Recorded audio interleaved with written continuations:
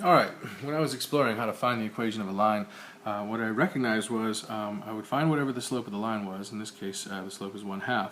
And then from 3, I would count back 2, down 1, back 2, down 1. And sometimes it would work out really well where I could find perfectly where the y-intercept would be, but sometimes, like in the previous video, it turns out to be kind of awkward. So to streamline the process, I started thinking to myself, really, this line right here is the line y equals 1/2 x, only it's been displaced. It's been moved away from its original home. The line y equals 1/2 x usually starts at the origin.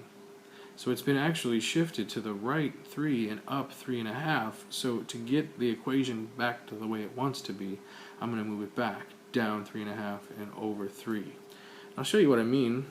Basically, since this point, one of the points on the line happens to be misplaced from the origin, I'm going to send it back. So to do so, I would have to go down 3.5 and I would have to go back 3. And in my equation, I would show down 3.5. Notice I'm subtracting from the y's, which is why we go down 3.5, and then 1/2 times x minus 3. So notice the minus 3 subtracted from the x's, so that sends me back 3. Now, to verify that this works, I'm going to distribute 1/2 into the expression, into the binomial, so 1/2 x minus 3/2. Then I'm going to add 3.5 to negative 1.5, which turns out to be positive 2. It looks as though this line is y equals 2 plus 1/2 x. Notice this is 2. So by doing this, I've taken care of walking the whole thing home and ended up with the perfect equation for this line. So why it works is something that you'll have to try to wrap your head around. But just understand, it works. You take a point and you walk it home to the origin.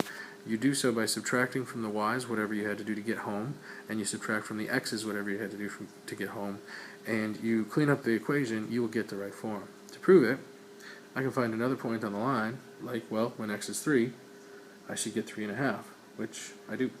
Yay. Same process over here. I could pick any one of these points if I want to walk this ray home to the origin. So I would have to use this point. I would say we had to go down 7 and over 5. So here, where I show down 7, because I'm subtracting from the y's, the slope of the line is what it used to be, negative 3.5, 3/2 x. And then to go over 5, I'm going to add 5 to my x's. To prove that this is correct, first I'm going to distribute the negative 3/2, and then I'm going to add 7 to both sides, which gives me the y-intercept of negative 1/2, and you'll see that matches my line perfectly. I didn't even have to count over 3 down 2, over 3 down 2, over 3 down. I didn't have to do that. I just actually walked the line home, and the y-intercept came to me in a dream. So,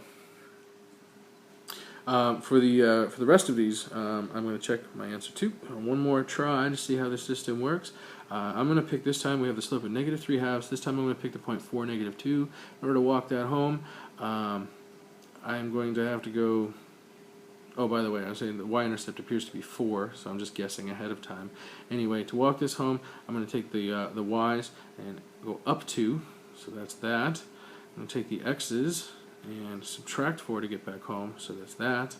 And then when I distribute and add 2 or subtract 2 to both sides, I get 4 for the y-intercept, which is consistent with my graph. And I check to see if the other point, 6, negative 5, is also a solution to my equation, which indeed it is.